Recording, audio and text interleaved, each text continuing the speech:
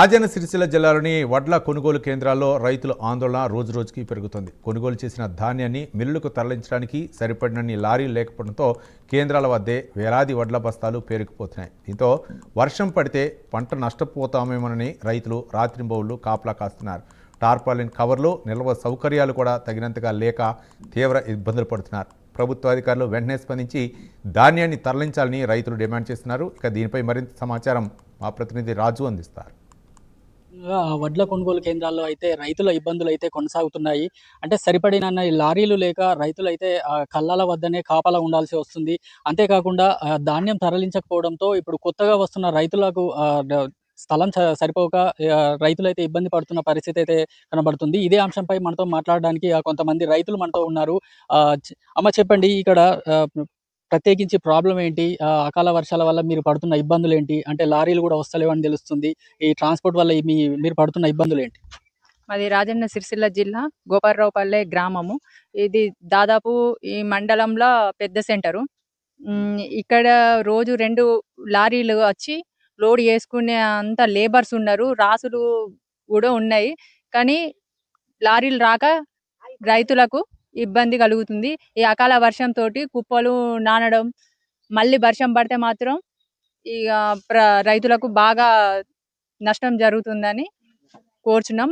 గవర్నమెంట్‌కు తెలియజేయనిది ఏమనగా రోజుకు 2 వెహికల్స్ వచ్చి లోడ్ చేసుకొని వెళ్తే రైతులకు ప్రాబ్లం ఉండదని నేను కోరుకుంటున్నాను. అంటే మీరు ఎన్ని ఎకరాలలో పంట పండించారు? మీకు గిట్టుబాటు ధర వచ్చిందా? ఎలాంటి ఇబ్బందులు ఇక్కడ కొనుగోలు కేంద్రాల్లో ఎలాంటి ఇబ్బందులు ఎదుర్కొంటున్నారు మీరు? ఇప్పుడు నాకు ఇప్పటి వరకు నేను 10 ఎకరాల దాకా పొలం వేస్తున్నా. నాకు లాభమే. ఈ ఈ సెంటర్‌లో అమ్మితే ఐకేపీ సెంటర్ తోటి లాభమే. కానీ మాకు లారీలో వస్తే మాకు ప్రాబ్లమ్స్ జరగాయని మేము కోరుకుంటున్నాం. ఇక్కడ మరికొంతమంది రైతులు ఉన్నారు. వారిని అడిగి తెలుసుకుందాం. మీరు చెప్పండి అన్న, మీరు ఎంత పంట పండించారు? మీరు కొనుగోలు కేంద్రాల్లో ఎలాంటి ఇబ్బందులు ఎదుర్కొంటున్నారు? అది రాజన్న సిరిసిల్ల తంగలపల్లి మండలం గోపాలరావుపల్లిలో నిన్న కురిసిన అకాల వర్షానికి చాలా నష్టపోయినాం. గవర్నమెంట్ తొందరగా లారీలు పంపించి కొనుగోలు చేయాలని కోరుతున్నాం. ప్రభుత్వం చాలా ఒంటిగా ఉన్నది. తొందరగా వేగవంతంగా రైతులను కష్టపడకుండా తొందరగా లారీలు పంపించి జోగాలని కోరుతున్నాము. ఇక్కడ మరికొంతమంది ఇక్కడ కేంద్రం నిర్వాహకులు ఉన్నారు. వారిని అడిగి ఈ కొనుగోలుకు సంబంధించిన అంశం అయితే అడుగుదాం. సార్, చెప్పండి, అంటే ఈ వడ్ల కొనుగోలు కేంద్రంలో ఎలాంటి జాప్యం జరుగుతుంది? ముఖ్యంగా ఆ లారీలు సరిపడిన లారీలు వస్తలేవు అంటూ కూడా రైతులు చెప్తున్నారు.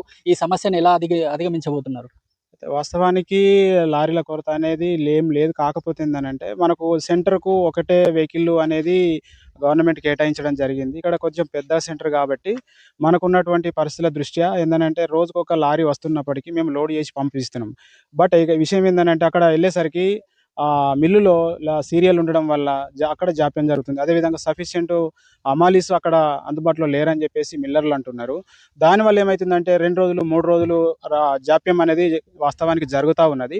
అయితే దాన్ని అధిగమించడానికి మేమేం చేస్తున్నామంటే నిన్ననే మాకు రాష్ట్ర ప్రభుత్వం నుంచి క్లియర్ ఆదేశాలు ఏమొచ్చినాయి అని అంటే స్థానికమైనటువంటి ఏవైతే వెహికల్స్ ఉన్నాయో అంటే ట్రాక్టర్స్ కానీ, డీసీఎంలు కానీ, లారీలు కానీ ఏమన్నా దొరికినటువంటి అందుబాటులో ఉన్నటువంటి వాహనాలను ఉపయోగించుకొని మనం ఉన్నటువంటి ధాన్యాన్ని వెంటనే మిల్లులకు మనము ధాన్యాన్ని పంపించినట్టయితే రైతులకు ఇబ్బంది కలగదని చెప్పేసి గవర్నమెంట్ నుంచి ఆదేశాలు రావడం జరిగింది.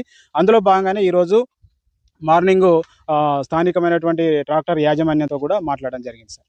అంటే ఇంతవరకు ఎంత ధాన్యాన్ని సేకరించారు? ఇంకా ఎంత ధాన్యాన్ని సేకరించే లక్ష్యాన్ని పెట్టుకున్నారు కేంద్రం తరఫున? ఈ కేంద్రం తరఫున దాదాపుగా మా సెంటర్కు ఇప్పుడు ఒక 35 నుంచి 40 లారీల అని టార్గెట్ ఉంది.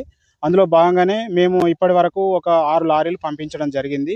ఈరోజు కాంట నడుస్తూ ఉంది. ఇప్పుడు లారీ వచ్చినట్టయితే మేము మళ్ళీ దాని తూకం వెంటనే లోడింగ్ చేసి పంపించడానికి మేము సిద్ధంగా ఉన్నాం. ఇక్కడ పని అంటే జాప్యం అనేది లేదు. మాకు సఫిషియెంట్ లేబర్స్ ఉన్నారు, మా కమిటీ మెంబర్స్ ఉన్నారు, టార్పాలిన్స్ ఉన్నాయి. రైతులకు ఎలాంటి ఇబ్బందులు కలగకుండా ఎల్లవేళలా మా కమిటీ సభ్యులు ఇక్కడ జాగ్రత్తలు వాళ్ళకు చెబుతూ, సూచనలు ఇస్తూ, సలహాలు ఇస్తూ అందుబాటులో ఉండడం జరుగుతుంది. మొత్తానికి వరి కొనుగోలు ధాన్యం కొనుగోలు కేంద్రాల్లో అయితే ఇబ్బందులు అయితే ఎదుర్కొంటున్నామంటూ కూడా రైతులు చెప్తున్నారు. కానీ అలాంటిది ఏంటి లేదు అంటూ కూడా కేంద్రం నిర్వాహకులు అయితే చెప్తున్న పరిస్థితి. సరిపడినన్ని లారీలు తమకు కేటాయించాలంటూ కూడా వారు ప్రభుత్వాన్ని అయితే డిమాండ్ చేస్తున్నారు. సేకరించే ధాన్యాన్ని త్వరగా మిల్లులకైతే పంపించేందుకు ఏర్పాట్లు చేస్తున్నామంటూ కూడా ఆ కేంద్రం నిర్వాహకులు అయితే చెప్తున్నారు. ఇది ఇక్కడ రాజన్న సిరిసిల్ల జిల్లాలోని రైతుల పరిస్థితి. కెమెరామెన్ కార్తీక్‌తో రాజు, ప్రైమ్ 9 న్యూస్, రాజన్న సిరిసిల్ల జిల్లా.